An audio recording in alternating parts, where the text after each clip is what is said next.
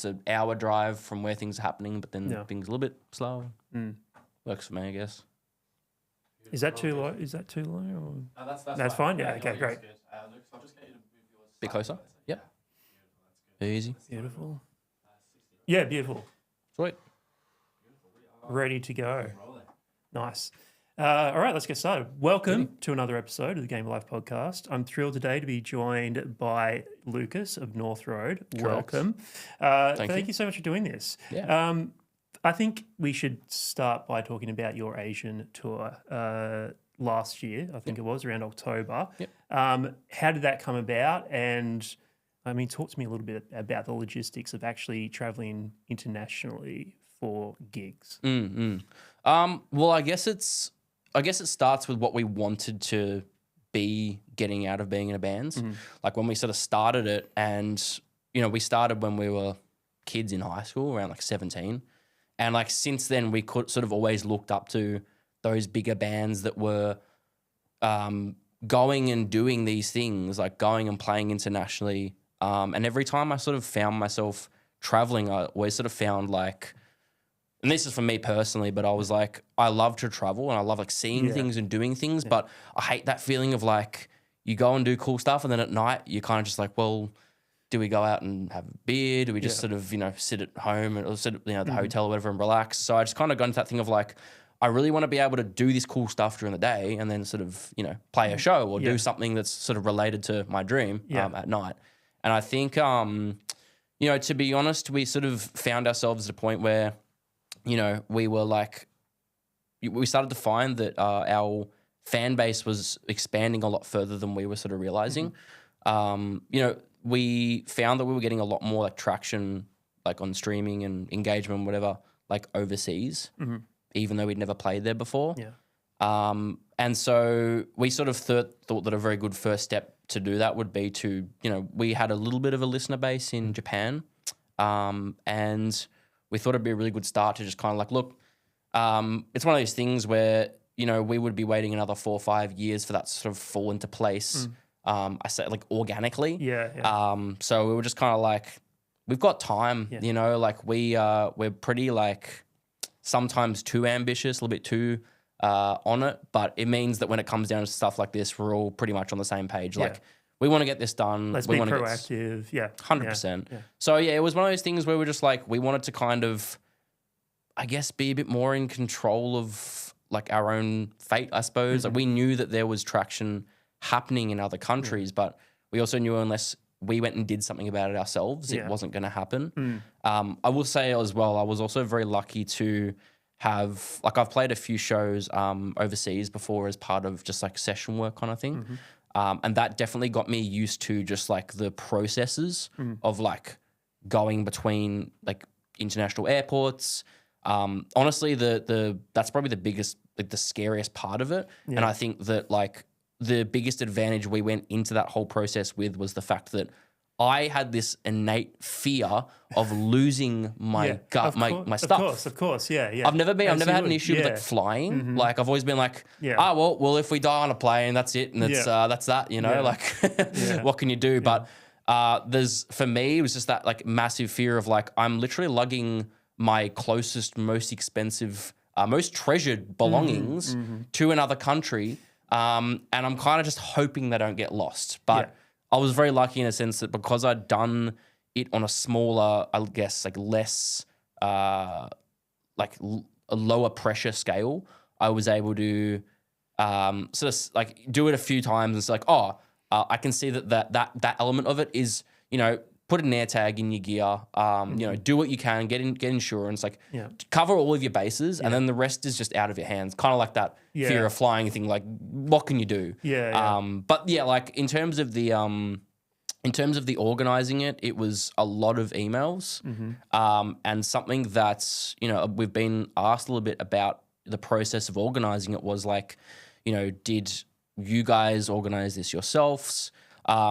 And the truth is, like, we had emailed, I think, about 50 different promoters to just get something. Until someone, and buy it, 100%. And so, like, obviously, when you do that, like, it feels like you failed 48 times, but I think it was a really good process for us to get into the habit of going, just because someone doesn't say no or they don't reply to you, it doesn't mean that you've failed. It's more so just like, you look at the act that wins instead. And, sometimes if you have a situation like that where you've tried 50 times and nothing comes through, sometimes that's a thing of, okay, well, maybe it's not time. But it only takes one yes to actually get you over the line. Yeah. And so that's literally what happened. And from one yes from our Japanese booking agent and promoters, we were able to then go, cool, so now we have some Japan dates and now we can very easily build off of that. And because we already had some dates to work with, to be able to go from there was a lot easier, because it wasn't somebody sort of just taking blind faith that we were going all the way over there for one show. It's like, oh, you guys are already going to be there. Cool, we just need to tack you on the end. It must be such a surreal thing to try and get your head around the fact that, people, on the other side of the world listen to us as well. When you got to those first venues over in Japan, did you think anyone was going to show up? Like, how did you go into those gigs? It's funny. Like, I don't know what we expected, to be honest. Like, we were kind of just going into it going, let's just see what happens. Like, it could be big, it could be small. Regardless, like, we're just going to go over there and have some fun. And I think like that mindset really like helped us not get sort of upset as to whatever the outcome could have been. If we turn up to play 10 people, cool, we're here for a mate's trip. We just happen to be bringing our gear along. And if we turn up and we play to, heaps of people, then awesome. Like, we've really made the most of what it was supposed to be. But I think the craziest moment was the very first show we played was probably the smallest one we played in Japan, because it was our headliner. And I think we probably only had 50 people there max in the room. But the wildest part of it was exactly as you said. Like, there were people there that had been listening to us for like 4 years. Yeah. And that was crazy. It was very cool to be able to meet the other bands there. And, there were people that would have just like turned up because, oh, cool, Australian bands coming over. That's I'd like to be a part of that. Yeah. But the people that sort of turned up and were like, hey, I've been listening to you since your first song. I've been following along the whole time. You forget that just because people aren't leaving comments or they're not engaging with you all the time, that they don't exist. And it's like for me, like, I don't like and comment on every band's song or post that I like. I'm sure you have the same thing. There's people that listen to your podcast that aren't always engaging with you. And it's super easy to forget that until you're in those situations. You're like, I've just gone to another country and here's somebody that's been supporting me from the start and I had no idea, Some of the socials that I've seen from those gigs is the fans taking selfies with you, presumably after the gigs. What was it like in, people coming up to you, asking you to take, photos with you? Yeah, nuts. Like, it's like at a certain point I think there's something to be said about kind of like just taking things at face value. You'll always have that part of you that's like, why do you want a photo with me? Like, I'm, I'm just a dude, and that's a very common thing. I think that a lot of people in that situation would feel. But yeah, it's also just kind of accepting, like, it's like how if someone says to you, like, most artists would say, like, when they play a show, they go, that was shit. But, when people come to you and say, wow, it's the best you've ever played, or, like, oh, like, you guys are so good, and you're thinking in your head, are you fucking serious? Like, that was terrible. Yeah. Like, that was not good. But you learn at a certain point, just go, you know what? Thank you. I appreciate it. You know what I mean? Because, no one necessarily wants to be hearing, oh, yeah, but like this went wrong and this went wrong, because they didn't see that. All they saw was somebody who came and gave it their all. Yeah. And they don't notice the technical difficulties. They don't notice all these X, Y, and Z. They notice that you came in with 100% passion and you gave it your all. And oftentimes what comes out the other end is a good product. It's just that you become so used to, it being perfect that when things are like 80%, you're like, oh, that was terrible. Yeah. So it's very much the same kind of thing where it's like, it doesn't feel right, but it's also like, that's not for me to, it's like if someone wants our autograph on a set list and they want to put, like, frame that, like, I wouldn't do that. But if that's what makes them happy, like, if that's what makes them happy and like, Yeah. Did people ask for your autograph as well? Yeah. That's crazy. Insane. Yeah. Which is nuts, right? Because it's like, the first time it happens, you're like, is this like, should I be worried about fraud? Like, should I be giving them someone going to dox me? Yeah, exactly. But no, at a certain point, you kind of just like, I remember at the first times it would happen, like family and friends would be asking us to do it. And at first I was like, sure. Like, like, I guess so. And I always was a little bit like, felt it was a little bit like corny or whatever. But as I said, at a certain point, you sort of learn to go, you know what, it's not like just because I think this is corny or because I don't necessarily see the value in this doesn't mean that somebody else doesn't. Right. And it's not about me in those moments. It's like, it's about them. And, like as I said, for a couple of people or, however many people, there is my signature on a piece of paper on their wall.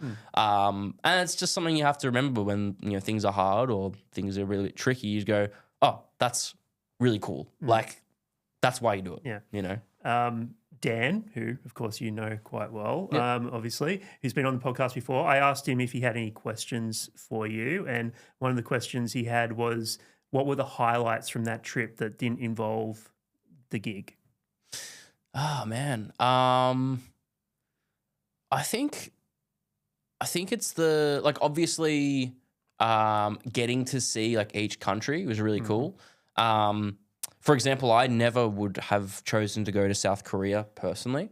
Not that I have anything against it. It's just never been on my list of. Yeah, exactly. Mind, so for me, like that was a pretty major part, just being there and being able to explore and see like a different culture, being able to compare it to something you've already seen before. But I think the best part was probably being able to find like these little havens. So like we found this metal bar called Gods in Tokyo. And it was like you walk in, there's metal music playing. Everybody that's there is like obviously listens to that music or has some connection to that music, or sometimes they're just people that just thought it was cool and walked in. But I think we spent most of our time in Japan, if we weren't sort of exploring during the day and we weren't doing our shows, we'd be just hanging out there. And I'm not a big drinker by any means, but it's like, it's pretty cool because I don't feel like there's many places that exist like that in Australia or like anywhere that I'd seen that like, you literally walk in and you can request a song. And it's that sort of thing, like obviously Parkway Drive's one of the biggest Australian metal bands. And I obviously love them, but it's so funny when you go over there and suddenly, you're like, I feel this strong inclination to put on some Parkway Drive because it's like, I'm Australian. I want to, put on some Australian music and then it sparks conversations. And it's really cool because it's like you're getting to meet people who all have the same interests, but all from different walks of life, from different parts of the world. So that was a huge highlight. Just being able to find these kinds of cool spots. The same would apply for just like food places, or just like, restaurants or bars or things that you just don't get in Australia that are just like very niche, but done very well. Is I think a very like Japanese thing is it's like niche, but done perfectly. So, How did it feel when you got back to Australia to give the band obviously it would have given the band a newfound confidence in themselves that, like we just played internationally for the very first time. Oh yeah, I think it was like I think for me the playing part was huge. Like obviously we had one show we played while we were over there was probably to about 300 people, and that was pretty nuts because that would be a great turnout for us in Australia. That would be unbelievable.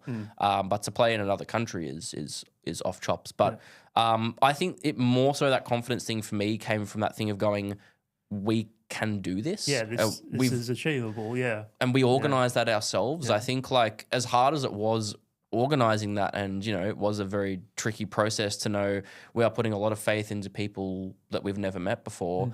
But once you've done that once, well, what's much harder than that? You know what I mean? Like, and I think that's a pretty common thread you'd find with in most fields is, if you take that risk, you take a big leap, whether it pays off or not, whether you get the reward that you were looking for, it's like, hey, at least I did it. At least I gave it a crack. And, for us, I think it was that thing of like, we can do it and do it well. And I think for all of us, it just kind of helped really kind of like solidify what we wanted to do.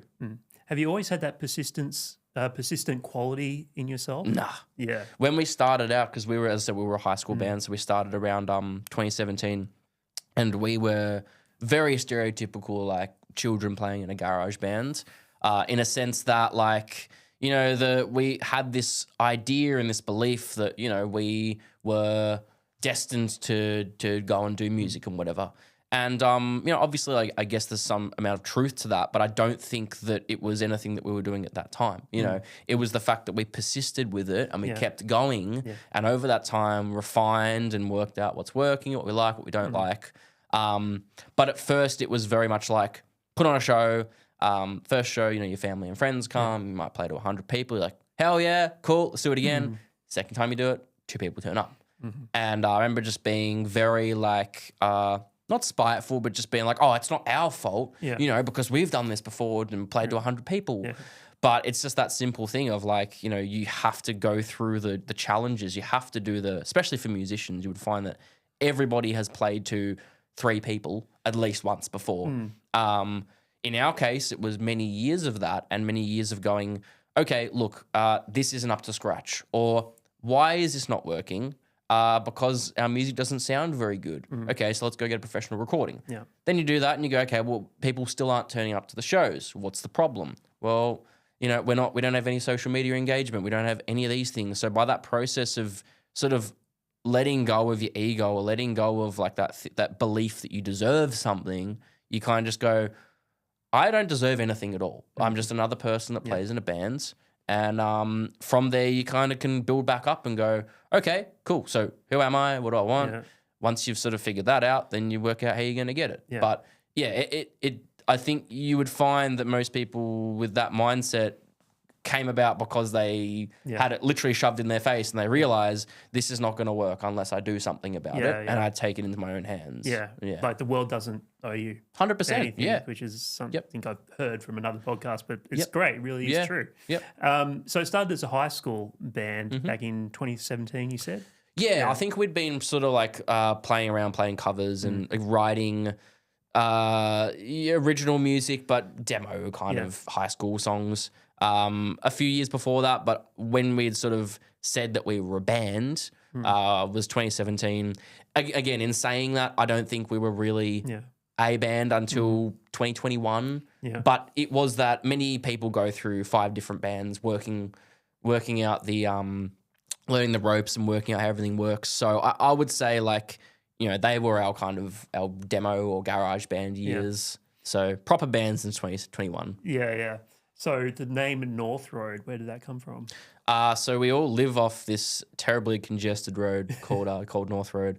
When we started the band, all of us had lived off of that road, and we drove down it to get to rehearsal. Honestly, it's not like we think it's the best name of all time, but it's just one of those things where every band says, like, you just got to pick something. We couldn't figure out what we wanted it to be. We just knew we wanted it to be like a neutral name. We didn't want it to be like a name that locked us into a genre. And I think it was our guitarist's dad who suggested, he's like, why don't you just name it after the road you drive down? Like, cool, let's just do that.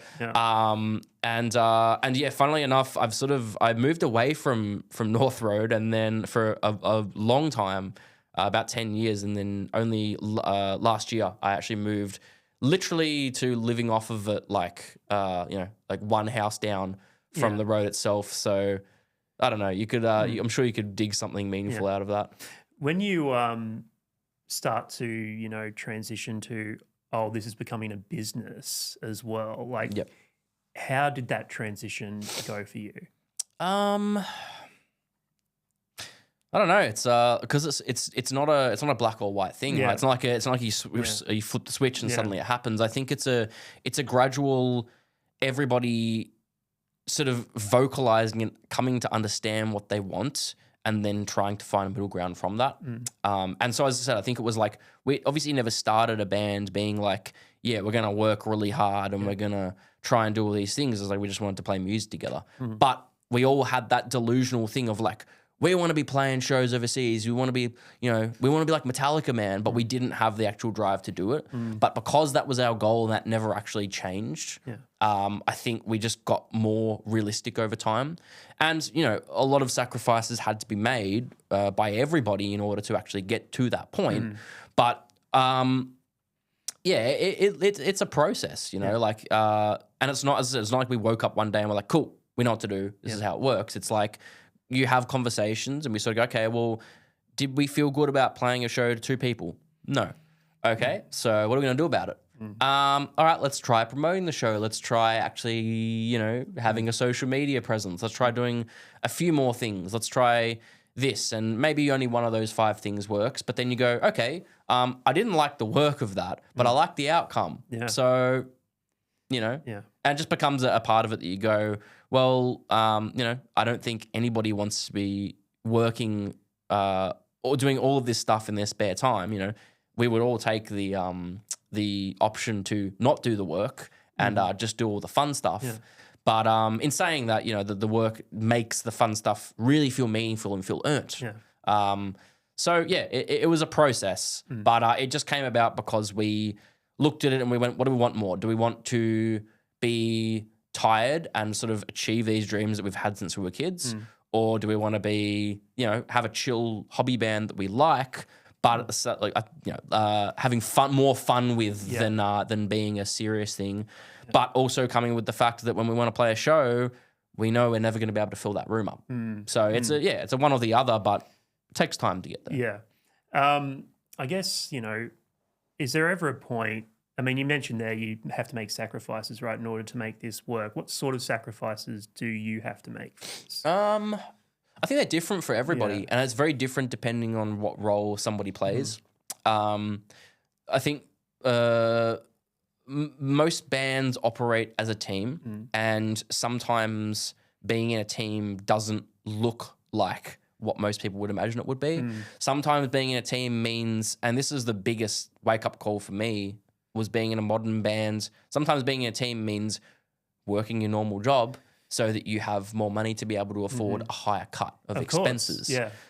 Some people will prefer to add value in other ways. I've always been a bit more on the thing of like, I will try and upskill or try and like work out how I can contribute in other ways.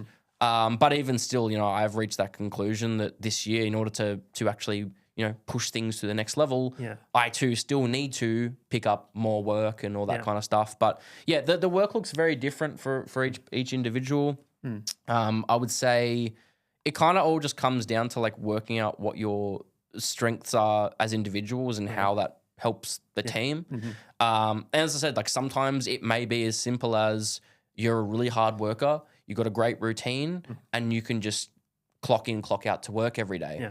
That means that you have the financial sort of stability to be able to allow other people in the band to take more calculated risks. Maybe somebody wants to really hone in on like production and be like the band's producer. Maybe somebody wants to like take on like a more music video role and learning how to do that kind of stuff, which is, like I said, it adds value, but it's in that person's own personal way. And working out what each person wants to do and what they're good at is something that, it's a constantly changing and constantly expanding. But like once you find that and okay, like this is what I'm good at, this is what I like, this is what I can contribute, you figure out what it means. Because everybody's a little bit different. Every band or team would operate quite differently. But it just comes down to working out what you can bring to the table and how it's going to help everybody else. In saying that, you're always going to have some gaping hole somewhere, but that's not necessarily bad. I kind of think about it like a role-playing game. Like you're not, you might have a very high-strength character that's high in strength and charisma, but you might be very low in intellect, So you just accept that you're never going to be able to do certain skill checks or whatever, but then other ones you'll be able to fly right through. And it's part of just embracing that build or whatever and that character that you're playing. It's exactly the same I kind of see. It's like, you can sit and you can worry about what you're not doing or whatever, but it's also like sometimes it's cool to imagine it in that sense and go, okay, well, maybe we're not doing this thing as well, and we'll work out how to address that over time. but ultimately that's not our strength. Like let's just focus on what we're really good at. Yeah. And I'm sure that will kind of work in our favor a bit more than working against the grain. So what do you bring to the band then? What are you good at, and how did you come to determine, oh, I'm good at these certain things? Yeah, I don't know. It's funny. Like I do quite a lot of like different things. I'd say my general stuff kind of falls under the like management category. In saying that, I very rarely will be like the one to have like the final say on something. Maybe if like we're a bit unsure of how to like resolve something, might be like, here's a possible solution. I tend to be quite good in those scenarios of being like, look, here's an answer. Sometimes things don't have to be perfect. Sometimes you just need an answer. But yeah, I tend to do most of just like the organization stuff. I've also started doing a bit more of the video work as well. And you know, that's been hard for me because I don't like, it's never been something I was particularly like good at or like knew much about. But honestly, it's been super rewarding to just like give it a crack.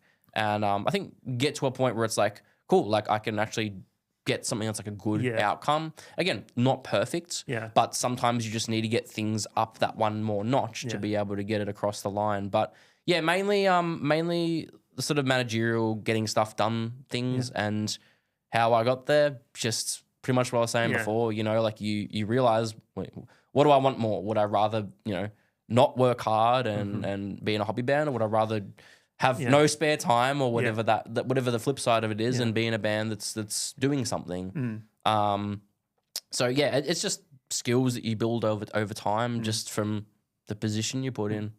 How far into the future are you planning for North Road? Too far. Yeah. We are our biggest downfall comes because of that.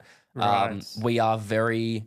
It's a good thing. Like it's again one of our strengths. But it can also drive you crazy. Absolutely, right? yeah. Like we're very like, what do we want to be doing in 10 years? Where do we want to be? What shows are we playing? And it helps guide our decisions every day because we go, okay, like honestly, I don't want to be spending my 40s doing what I'm doing now. So I'm going to do the work now while I have that time and energy. But it does work against you in that sense of sometimes we get a little bit caught up in like, oh, like, you know, we said we wanted to be here, but we're not here. Or, you know, it's understanding, I guess, and what helps us sort of come back to reality a bit there is sort of reminding ourselves that, you know, things are so non-linear, especially in this field. Like you will jump 3 steps ahead and then make no progress in 12 months. Back to square one. Exactly. Yeah.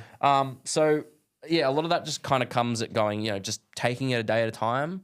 But we are very organized to our detriment sometimes. But yeah, we do sort of have to remind ourselves, having fun, focus on now, you know, later will happen later. And it always does happen. Like, you know, you find that you expect things to be this sort of linear incline, but it's actually like a staircase. Yes, you know? yes. That's a good analogy, yeah.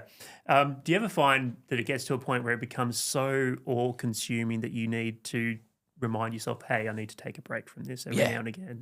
Definitely, especially after last year where we just came back with so much drive. You know, we've just done one of the craziest things we've ever done. You know, we know very few people that have done this.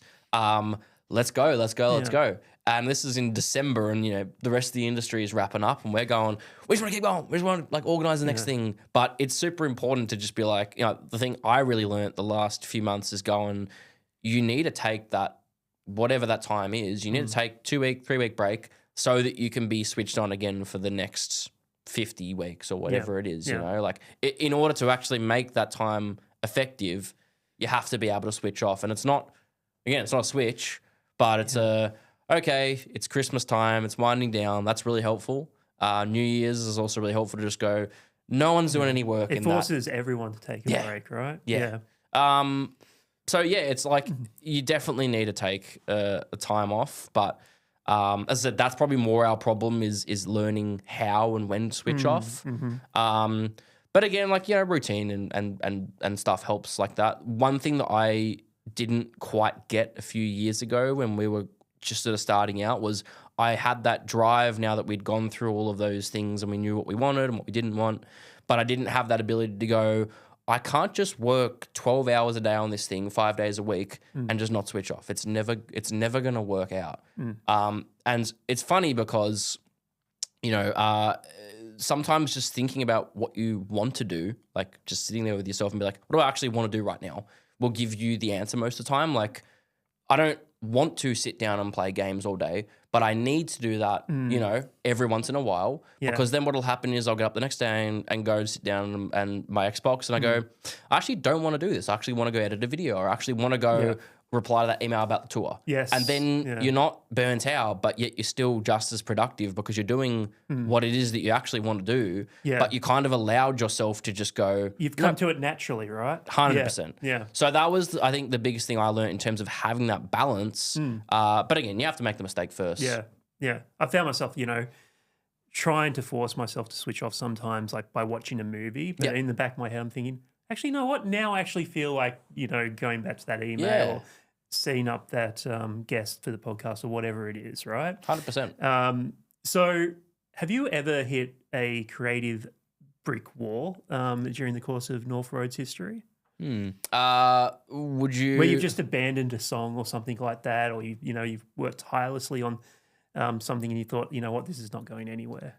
Yeah. Do you mean more in terms of like a song or or everything? Anything. Yeah. Anything, okay. Yeah. Definitely. Like, there's definitely been like a few music videos that never saw the light of day. Yeah. That was just because we learnt very early on to never take something for free. Generally, and that doesn't always mean like free. Like sometimes someone will do you a favor, but it's like you're helping them out in another way. So there's a transferring of skills or some kind of transaction in a way. But generally, if someone's offering something for free, they're not going to put their 100% into it because there's no accountability. So I think that was the main thing where that sort of happened, was just because we would be working with someone and they'd be like, oh, I'll do you a favor. And we go, yeah, cool. We got no money, so sounds good. And then you kind of get to the process of working on that, and you sort of realize over time, well, they're not as into it. We're not into it because we don't have the sort of the guts to be like, this doesn't look good, or this is not working. But because they're doing it for free, it's like, well, So, and to be fair, like, again, you got to make that mistake to learn from it. But I'd say most of the time that's happened, it's just been because, someone has, again, offered something for free, and most of the time, if there's an exchange of money, there's the guarantee that that's going to walk out with something that looks good. There's some work that's going to be put into this because of that exchange of money and that responsibility, I suppose, that you've 100%. placed on that person. And the more you work with people who are professionals, the more you learn from them as well, so that you can apply that on your own. Like, I would no doubt, like, I would have no idea anything to do with any video or editing stuff had I have not like worked with and learnt from and observed all these incredible people that directed our music videos for years. When we had realized that point, we're like, you got to pay to get a good music video done. And you watch what they do, and you watch their attitude, you watch the way they conduct themselves, you watch the sort of gear they have, the approach they use, and you start to piece together what that actually is and what a good transaction. I say transaction, I don't mean that in like a negative way. I mean that in a genuinely like a good outcome is normally when two people are happy and satisfied. One person gets money, other person gets product or service. What sparked that interest for you in music? I don't know. So you teach music as well. Yeah. So I'm a guitar teacher as my day job. And the funny thing is, I always tell my students is I sucked at guitar for a very long time. I guess it kind of ties into everything we've been talking about, in that I was never like a protege. I never had that like natural talent. But I think my dad always sort of played music at home. My parents were both very much just like, they're like, pick your passion, but they were never like sports parents. They were never going to be the people to take me to soccer in the morning. And I wasn't complaining because when I was a kid, I was more drawn to creative stuff. I was more of a drawer as a young kid, but I think music really kicked in when I started to have my own ear for like what I liked. I started to, and even something now that I try to think about when I'm writing or even packaging a release or something like that, is going like, looking for the chord progression under the song. So, for example, I can like a Blink-182 song and a Toto song, and they're actually identical underneath the shell that they're in. You know, it's the same chord progression, and I like both these songs, but what do I like about that? And it wasn't until a few years later that I sort of had a bit more knowledge that I was able to actually articulate, I like those chords, or I like the way that this works. And I don't care whether it's an 80s song or a 2000s song, but there's something that draws me to that. And I think being able to honestly unpack that over the years is what really like lit the passion up. But I think, again, like honestly, just being bad at guitar made me stick with it more. It's the reason I started playing bass, because when I was I started learning guitar when I was 7, and I think most people overtook me pretty quickly. But I kept playing, and then by the time I was in high school, I had a really good sense of rhythm. I didn't necessarily know that. Like, I obviously knew I can play all the chords, I can do all that kind of stuff. But, you know, then you go into high school and you meet all these incredible people who, you know, they've already done so much more. And so, you know, at first it's that little bit like, oh, I guess I'm not as good as I thought I was. But again, what's my strengths here? Like, if everybody else can do these crazy flashy solos, but I'm really good at staying in time. And it seems like a small thing until you go, but there's no bass players at my school. So if I play bass, I'll be the best bassist, right? Which is kind of what happened. And I think that was a sort of a pretty common thread that I sort of found over the last few years as we begun to take things more seriously, is you just kind of go, what am I good at that nobody else is kind of quite that thing at?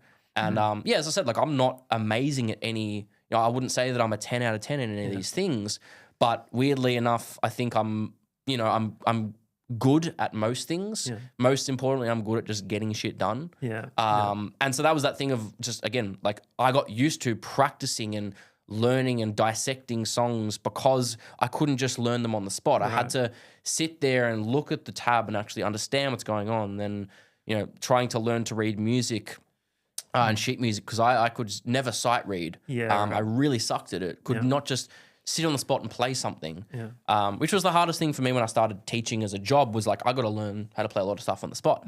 But again, you learn, you sort of understand yourself best when you know, start from scratch and you have to build things up, and you go, okay, so maybe I'm not great at this, but in learning this thing, for example, like in 7 years of not being an incredible guitarist, I learned, I'm actually really good at holding a rhythm. I'm really good at locking in with a drummer.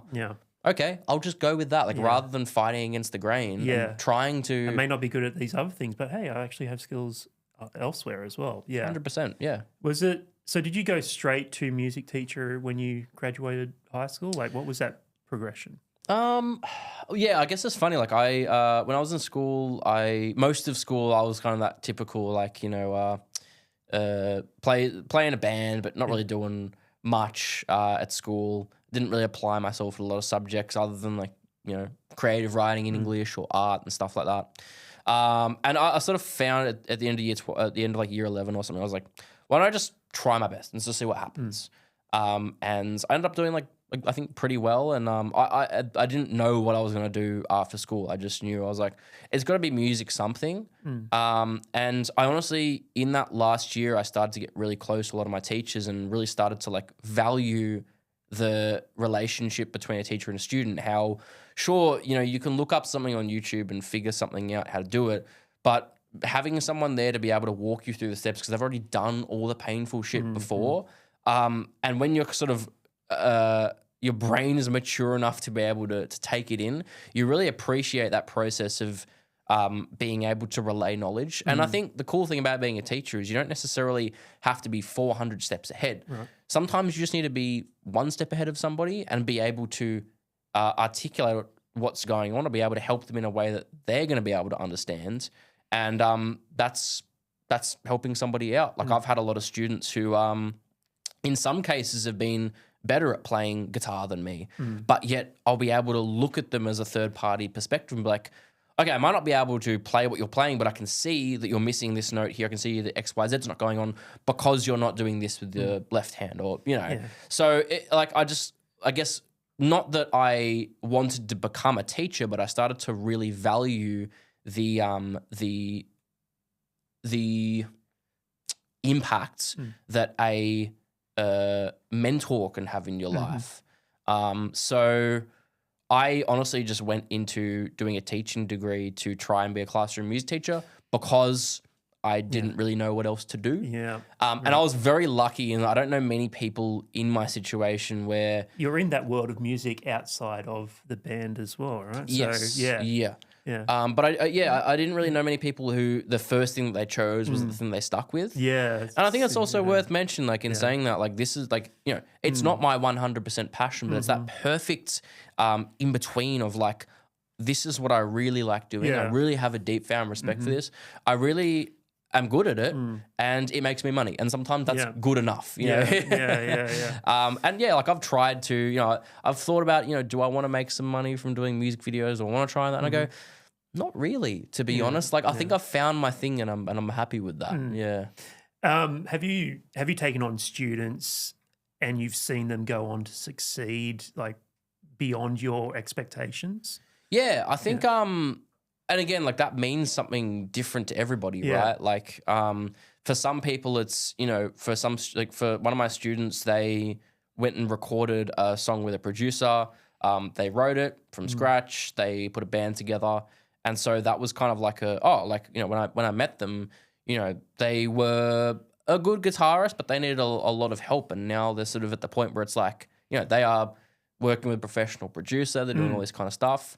Sometimes the flip side of it's just kind of seeing, especially for younger people, is seeing their confidence develop. Yeah. Sometimes it's not even that thing of like, they're getting incredible at music, but sometimes they're able to understand themselves better, or sometimes they're able to commit themselves to a skill. And that's this thing that I sort of relate to a lot of my students on, is that especially with music, you have a very different relationship because most musicians don't like doing the standard path, right? So you can relate to a lot of people in that sense of like, this helped me find my drive. Yeah. And as I said, like in saying that, like I'm not the most incredible guitarist. I'm not the best guitarist of all time, but it's that vessel that I think for me and a lot of people find that you're able to work out what works for you and click into what makes you tick.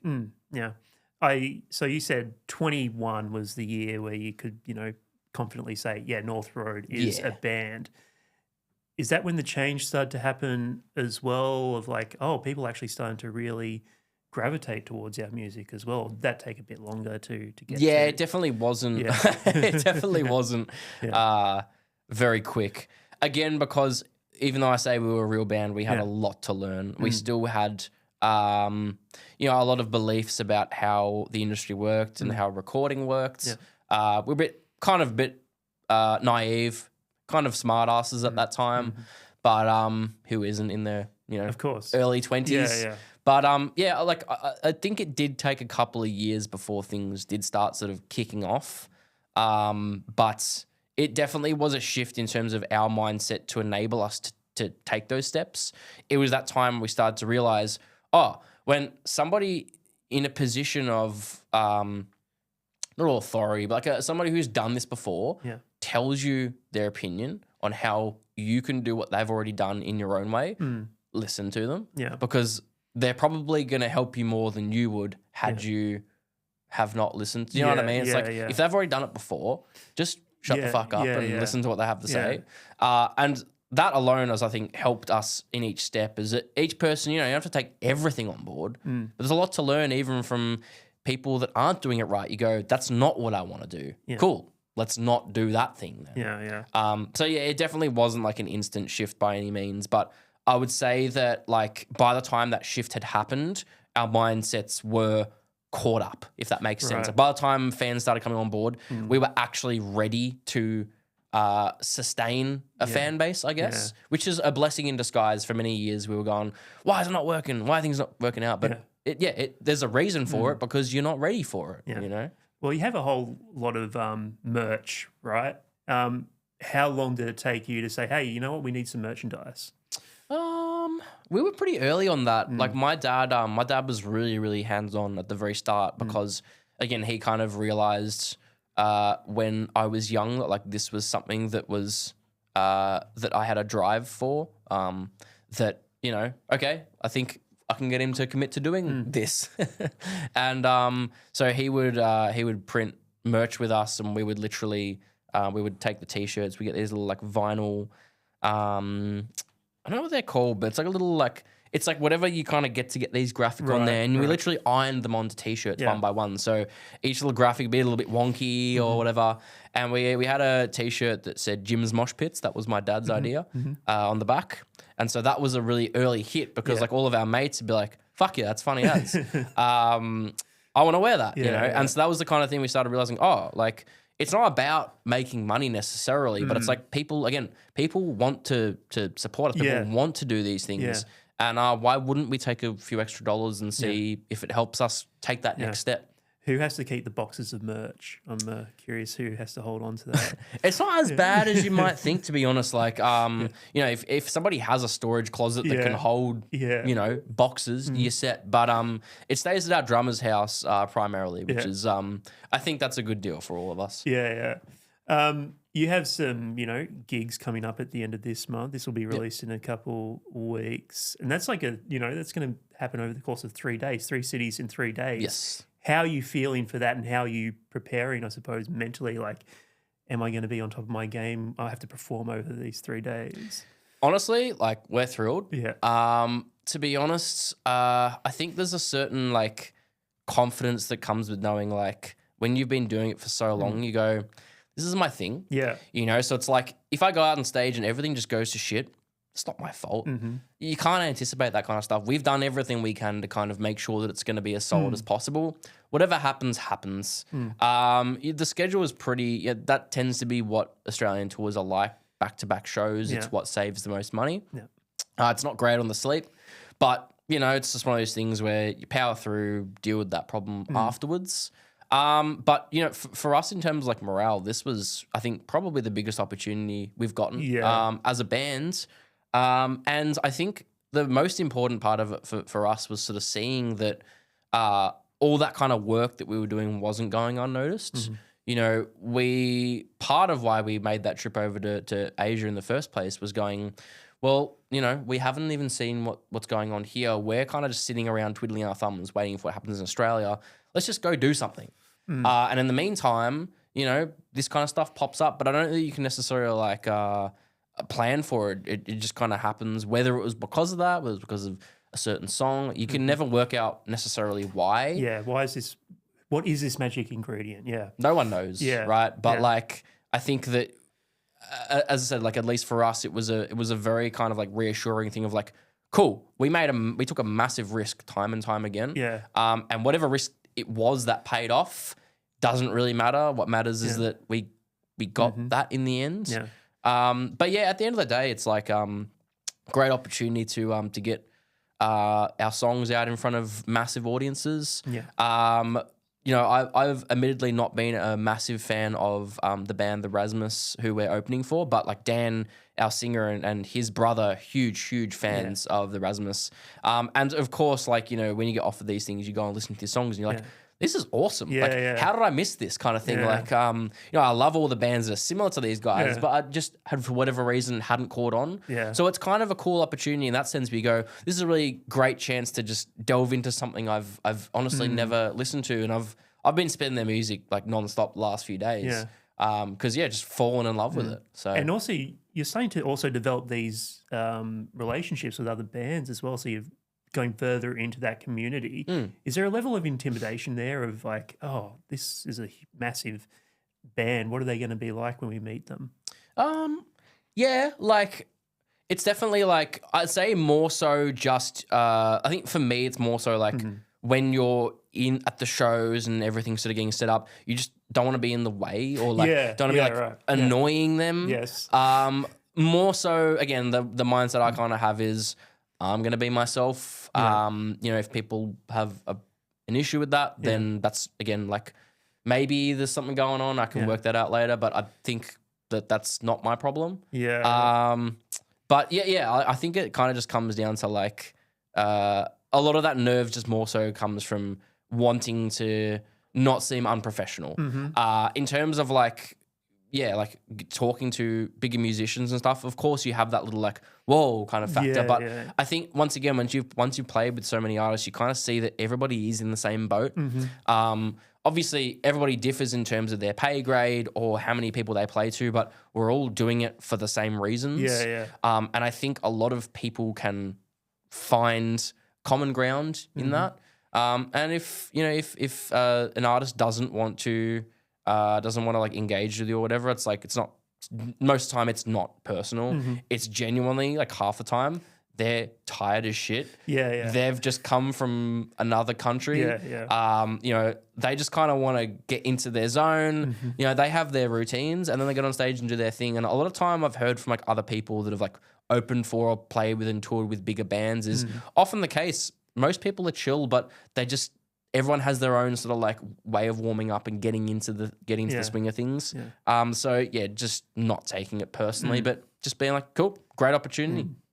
I was listening to a interview with Conan O'Brien a couple of days ago, and he said when he started out in comedy, he wasn't looking for, money or anything like that. He just wanted to get into it so he could have a body of work he could refer to, be it bad or good, right? So now that North Road has a body of work, like how do you it must be so like good to like have this body of work now that people can go back to. Well, that's I guess that's what ties back to why I do it and what I found in music at first was I liked being able to look at how an artist changes from album to album. And I think what's really cool is that, like, kind of as you said, like the coolest thing for us is now being able to look back retrospectively and see. It's time capsule, right? Back to see how you've changed. Exactly. I don't necessarily love the first EP that we released, but it's an exact perfect capture in time of where we were at. We weren't amazing songwriters, but there was something there. And it wasn't until the next one that we quite locked in and got it done. And I don't think it was until the EP Endlessly we released last year that I really felt like we had achieved what we'd set out to do. And it took a few releases to get there, but as I said, it's like it's not as though anybody looks back and, Blink-182 is one of my favorite bands, but I've always loved listening to the earlier albums where the songs aren't as good, the recordings aren't as good, but you can hear the gradual pieces of the puzzle getting put together, and then you get the breakthrough moment. But it's really cool to be able to see them progress from a skate punk band into going, okay, cool, we're gonna write catchy as fuck songs now. And we kind of had that same development, which was like at first it was like let's just record any song that we write. And then it became let's only record the songs that we're really fond of. And of course that's going to result in a better output. But it's really cool to be able to listen back on some of those older songs and be like, I remember where I was at. I used to, especially as a bassist, try and put all these fancy intricate parts in to be like, well, I'm a bassist, so I'm going to do a cool bass part. But it's also like, song doesn't need it. Sometimes you can just have a cool little fill at a moment there, and that's more that people will think that's cooler because it stands out more rather than this bass solo section. But that's all just part of like refining. Of course. Do you have a song? I mean, in North Road's catalog, do you have a song that means the most to you? I think on that first EP we had a song called Wearing Thin. And that was the first time that I had written a chorus that I was like really fond of, and I was like, "Whoa, this is actually a really catchy song." And it's the sort of thing like you can tell, when you show your mate to your family, they go, "Oh, that's actually good." That keyword actually, it's actually good. You know that they're not stringing you along now. It's like it's a bit of a backhanded compliment, but at the same time, you're like. It's genuine, right? So I remember that being that same kind of thing of, like, that's actually really good. You go, yeah, it is actually, isn't it? So I think that one was really important for me because, it was the first time I had written a chorus that I was like, this is a banger. I think that every song has a different sort of place, but I think then River on the next EP, which was our biggest song for a long time, was also very special for me because it felt like I was a bit more in charge of the instrumentals for that song, but I really felt like we created a unique sound.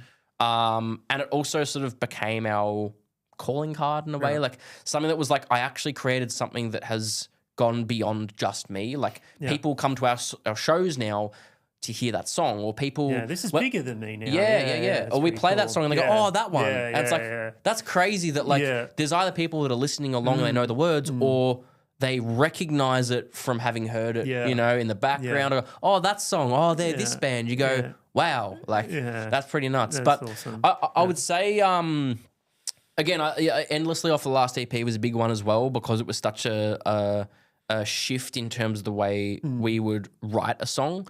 In the past, it was kind of just like, let's just like put sections together and see what happens. But with the last EP, we really kind of focused on just being like, you know, what actually really works for each part. Yep. But without sort of giving too much away, I feel most strongly connected to the material we have coming out later this year. Personally, again, without sort of giving too much away, it's kind of like that thing of, I feel like we've finally hit that point of refining to the point where we've got really, really good songs that really obviously summarize where we're at now, but not only sort of capture the moment in time, but really represent us as we wanted to be represented since the start, you know? What are the bands to look out for in 2026? Interesting. Okay, so I would say definitely Nightlight. So they're doing a very unique sort of, I'd say like pop and metal, but not in the way that you would think. Like where most bands would take pop elements here and metal elements there, they kind of swap it in a way. Like they take from different things. And just very unique and very, I think they kind of have that vibe of like, you can tell they're going to be a very, very successful and very established band very soon. And I think when you sort of get that feeling about a band, you know, oftentimes that's what happens because, you know, that's kind of what happens with the next big thing. On a smaller scale, I think a few local bands that we really, a local band that I really was blown away by was a band called 50/50. Not quite sure what you call their genre. It's probably like a bit more like post-hardcore, but really cool bands that anytime I sort of see a band that has songs beyond the level of what they're kind of treated as like a band, I get that kind of like I get it, because I'm like, we were in that same position of we had really good songs, but no one kind of recognized it yet. So whenever I see that in a band, I'm always like, awesome, like keep going, you know. But I'd say those are two examples of bands that I think most people will be hearing a lot more of in the next few years. This has flown by the way. Yes. We've only got a few minutes left. So first of all, I'll ask you a couple more questions and we'll wrap up. But where can people find you? What can people forward to for North Road this year? So we're on Instagram, Spotify, Facebook, all the we don't really use Facebook anymore, but you know, all the standard places. What's in store for us? More of the same. You know, as I said, we're very driven, so we will be pushing things forward. But new music, lots more international shows, a lot more Australian shows. And I noticed that you said a lot more international shows as well. That's exciting. So another question that Dan left me to ask you: what is your dream lineup show to be on? Damn. Okay. It would really depend, because it's like if there was to be like one headliner that I would love to open for, it probably wouldn't be tactically the best headliner. Like, you know, my favorite bands of all time would be like Van Halen or Blink-182. I really liked Silverchair when I was a kid. Alice in Chains is a big influence, I would say, in terms of like bringing like soul to music. But again, I don't know the opening for any of those bands would be like the best. You know, like it's like they're it'd be a very different fan base. But I would say in terms of like the same genre and the same kind of fan base, definitely Dayseeker. They've sort of been our one of our main references for the last few years. So that'd be a big one. And one last question. It's the question I always end on. What are the words of wisdom you live by? Okay, so I think most of what I've sort of spoken about so far would kind of tie into these things, but I would say consistency and just persistence. Like, you know, even if you suck at something, if you really, really love it and you know that that's what you want to do, I think the 1% a day thing is a really good thing to keep in mind, but I think it's more like 0.1% a day. Yeah. I don't think it really is. Like, it really is. You just have to do that little thing each time. And in doing so, you'll work out, you know, like where to cut corners, where to speed through things, where to put more time into something. And also it just helps you refine and work out what your strengths and weaknesses are, which helps you do everything else a bit better. So definitely consistency. In tying into that, like honing on your strengths and like get your weaknesses up to a point where, you know, you can coast by. But yeah, really just focusing on what makes you unique and what you're good at, because it's going to be different for everybody in different collections of people in different teams and bands. But that's what really helps you lock into what makes you special. And what's the last one? I have to say, once you've spent that time, working with the people that know what they're doing and learning how they do things, when you know you're at that point where the quality is there and the routine and behavior and the attitude is there and you guys are ready, get it done. Because you can't count on anybody else to give you what you're looking for. The only person that's going to make it happen is you. And you might be given opportunities, you might be given things that help make it easier, but at the end of the day, you're the only one that's going to actually be able to make it happen. And you're going to feel so much more accomplished at the end of it, because you know that, you know, as I said, you can be given a helping hand here and there, but you know that you fundamentally got it done yourself. And I think that's a very special feeling to have. Yeah. That's a good one to end on. Helps you inspires you to do more. Yeah. That's inspired me for the rest of the year. So there you go. Awesome. Lucas, thank you so much for being on the podcast. Thank you, man. Thank you for having me. It's been great. Yeah. Pleasure. Thank you. Man, flew by. Yeah, fucking no, sorry. Once I start talking, it's fucking... Hope you enjoyed yourself. It was great. Yeah, man. Yeah, for sure.